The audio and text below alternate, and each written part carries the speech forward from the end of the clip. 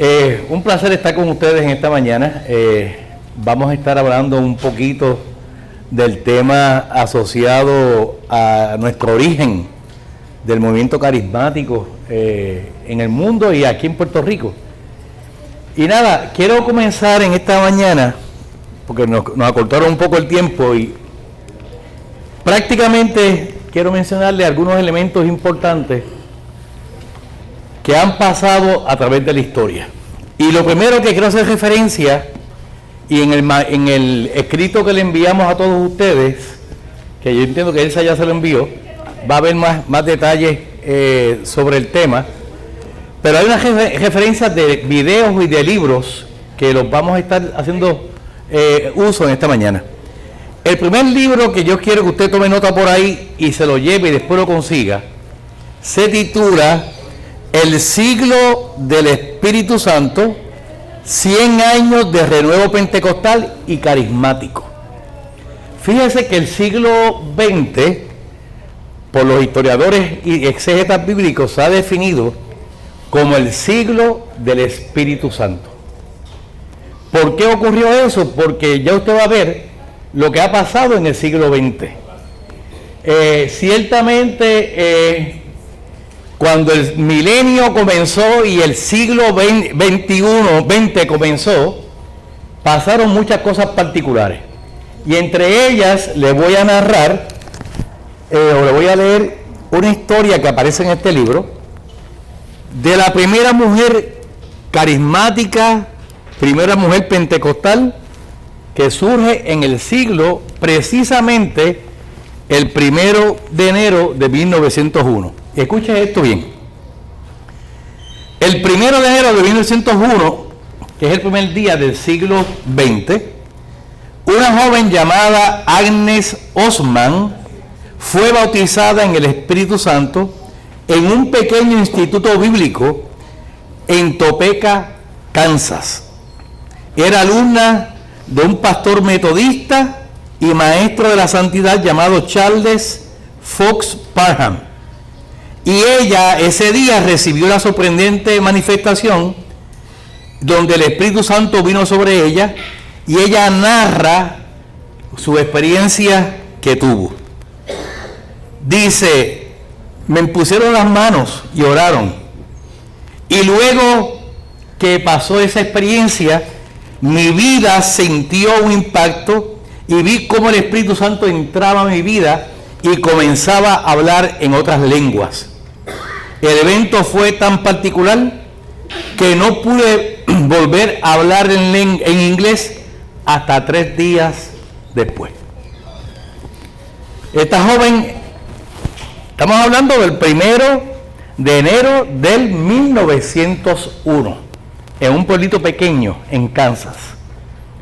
Se define a Agnes como la primera mujer carismática pentecostal del siglo XX. Eso fue un inicio bien lindo. Fíjese cómo Dios brega. Simultáneo con eso, había una monja que se llamaba Elena Guerra. Y vamos a hablar un poquito de ella más adelante, pero Elena Guerra ya también a finales del siglo XIX había tenido una experiencia con el Señor la había bautizado en el Espíritu Santo y ocurrió que Elena empieza a escribirle al Papa de Roma y empieza a decirle que la iglesia tenía que abrirse a la presencia del Espíritu Santo. Le escribió cerca de 10 a 12 cartas en privado, porque ella era una monja que tenía un grupito de jóvenes, damas que querían ser monjas también, y ella le empezó a enseñar lo que era el bautismo del Espíritu Santo. Y así arranca el siglo XX, manifestándose con muchas cosas a través del poder del Espíritu Santo. Después empiezan a ocurrir en los años 1900, 1905, 1910, situaciones particulares como avivamientos en Europa, en Gales, en la India. Ya les mencioné el sitio donde venía Agnes, era de Topeka. Allí se manifestó el poder del Espíritu Santo en aquella iglesia y empezó un avivamiento bien lindo en el estado de Kansas. Y ahí llegamos a lo que ocurre, posiblemente se ha definido en la historia como el avivamiento más importante de la década, del siglo, tal vez de miles de años. Lo que se llama el avivamiento de la calle Azusa. Una callecita pequeña en Los Ángeles, California, donde el Espíritu Santo se empezó a mover de una forma tan tremenda que dicen los historiadores que esa iglesita pequeña que estaba en esa calle, en Azusa, fue tan y tan tremenda que el Espíritu Santo continuamente estaba haciendo milagros y señales en aquel lugar. Fíjense que pasaron cosas tan tremendas que en un momento dado, y escuchen esto bien, en un momento dado los vecinos llaman a los bomberos, porque sobre la iglesia de Azusa se veía una llama de fuego encendida. Y la gente lo veía de la calle y llevaron a los bomberos a apagar un fuego que no se podía apagar porque era la presencia del Espíritu Santo. Ocurrieron milagros de todo tipo en Azusa. Una cosa bien linda, bien linda. De hecho, usted todavía va a Los Ángeles, hay un museo donde usted llega allí y lo que empieza a ver son sillones de ruedas, muletas, equipos ortopédicos, un montón de milagros que ocurrieron en esa época. Un avivamiento que se extendió por casi 3 años en el área de Los Ángeles, que obviamente explotó y se siguió moviendo por todo California y por todo Estados Unidos e inclusive en otras partes del mundo. Ese derramamiento del Espíritu Santo fue la nota que estaba ocurriendo en el siglo XX. Donde quiera usted escuchaba visitación del Espíritu Santo. Iglesias metodistas, iglesias presbiterianas, iglesias discípulos de Cristo, wesleyanas, episcopales, empezaron a tener la visitación del Espíritu Santo. Iglesias históricas donde no le daban parte al Espíritu Santo, el Espíritu Santo lo empezó a visitar. Y ahí empieza a surgir lo que se ha llamado por muchos años la renovación carismática. Renovación carismática. Pues si ocurría en los episcopales, pues era renovación carismática episcopal. Si ocurría en los presbiterianos, pues renovación carismática en los presbiterianos. Todo eso se desarrolla por varios años y empieza a ocurrir que la manifestación del Espíritu Santo, que por siglos tal vez estaba aguantada, porque recuérdese que todo esto se remonta ¿a qué? Al libro de los Hechos, cuando Jesús ya había dicho que Él se iba, pero iba a hacer ¿qué? Iba a enviar a un consolador que iba a estar con nosotros, que nos iba a dar dirección, iba a estar con nosotros toda la vida. Ese libro de los Hechos, que no es otra cosa, la experiencia de los apóstoles, una vez que Jesús se va, y qué hicieron los apóstoles, pues estaba investida de lo que había ocurrido en el aposento alto, que vino el derramamiento del Espíritu Santo, a ese grupo de 120 que estaban allí alabando y glorificando al Señor. Por lo tanto, la renovación carismática empezó ¿cuándo? En el libro de los Hechos. Corrió a través de los tiempos con altas. A veces movimientos cristianos le daban más parte al Espíritu Santo y en otras ocasiones no. Hasta que en el siglo XX, y escúchelo bien, se define como el siglo del avivamiento, el siglo del Espíritu Santo por todos los eventos que ocurrieron en ese momento dado. En Puerto Rico, ¿qué está pasando? Vamos a ir pensando un poquito más en Puerto Rico. Todo eso está ocurriendo. Azusa está impactando el mundo entero y en cerca de los años 1916 y 1917 llega un grupo de puertorriqueños aquí, capitaneados y dirigidos por Juan L. Lugo, un pastor pentecostal de las Asambleas de Dios en su origen, que llega a Puerto Rico. ¿Por qué llega Juan L. Lugo a Puerto Rico? ¿Será puertorriqueño? Bueno, todo esto se remonta que en los años 1898, 1900 ocurrió San Ciriaco en Puerto Rico y hubo un grupo de puertorriqueños que salieron de Puerto Rico a trabajar en el área asociada a las industrias azucareras que habían en Hawái. Y en Hawái llegan unos misioneros de la calle Azusa a predicar a Cristo en Hawái, y resulta que la mamá de Juan L. Lugo se convierte al Señor en ese ministerio, y con el tiempo Juan L. Lugo se convierte, un grupo de puertorriqueños se convierten, vuelven a Estados Unidos, se capacitan con la Asamblea de Dios y llegan a Puerto Rico a predicar a Cristo por todos los lugares, y se empieza a hablar de lo que era el bautismo del Espíritu Santo y cómo Dios se manifestaba a través del Espíritu Santo. En el 16 y el 17 empieza esa visita del Espíritu Santo en Puerto Rico, se empiezan a desarrollar iglesias, empiezan a crecer los movimientos pentecostales en distintas partes de Puerto Rico, siendo Fajardo, siendo Ponce, siendo Arecibo, pueblos clave donde ellos se ubicaron. De hecho, la primera iglesia ocurrió en Ponce, y se empezó a desarrollar un precioso mover del Espíritu Santo en todo el país, y ocurren eventos como en el 1933, los discípulos de Cristo tienen un encuentro con el Espíritu Santo. En el 1934, un evangelista mexicano, Francisco Olazábal, vino a Puerto Rico y dio una cruzada completa en todo el país, y su movimiento era orar por el bautismo del Espíritu Santo.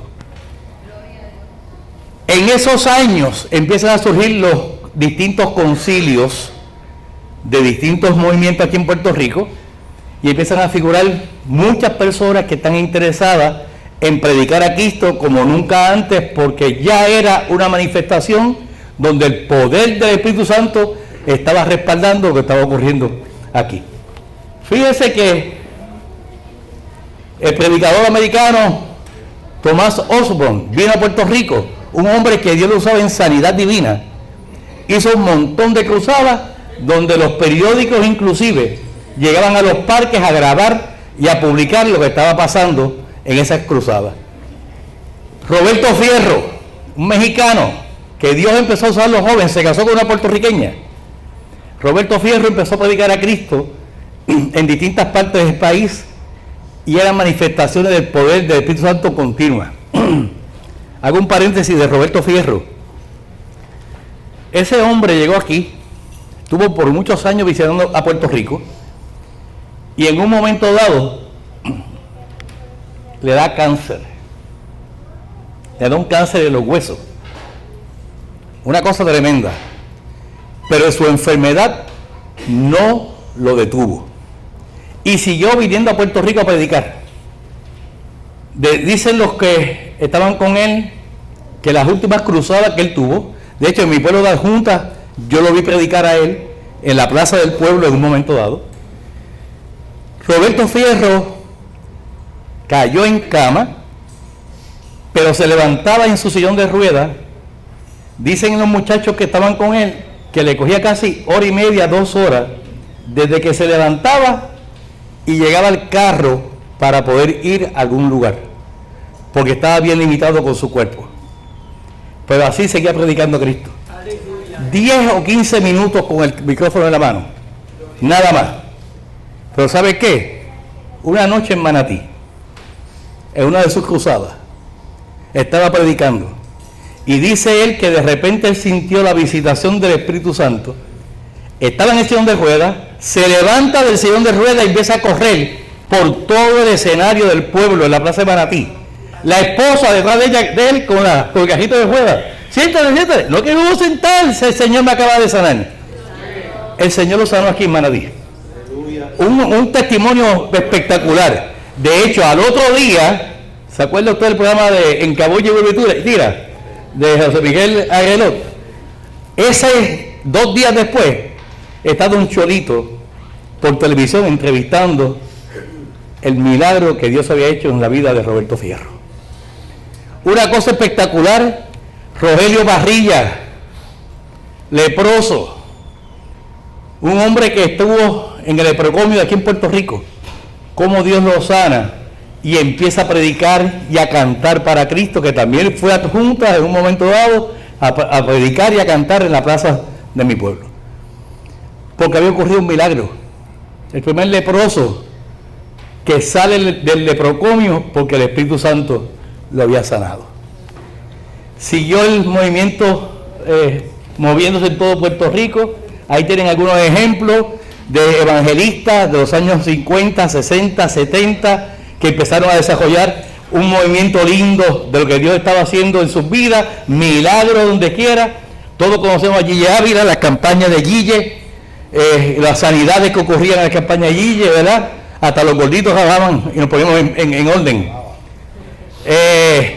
Milagros de planificación de muelas, cosas lindas que estaban ocurriendo.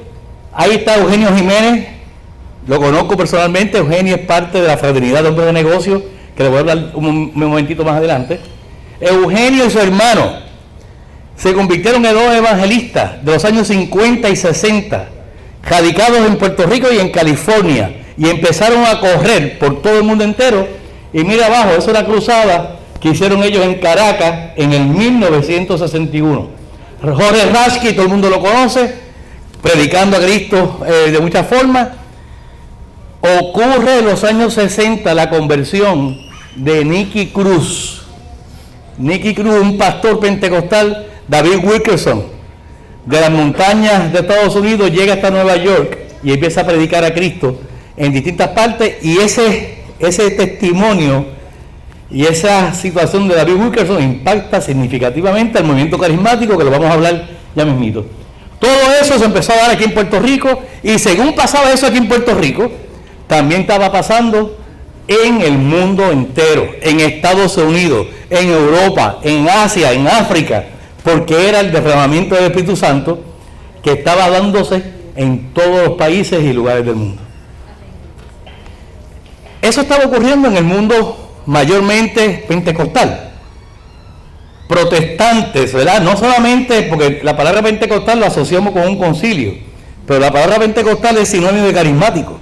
La palabra pentecostal toca el tema de Pentecostés, que no fue otra cosa que la visitación del Espíritu Santo.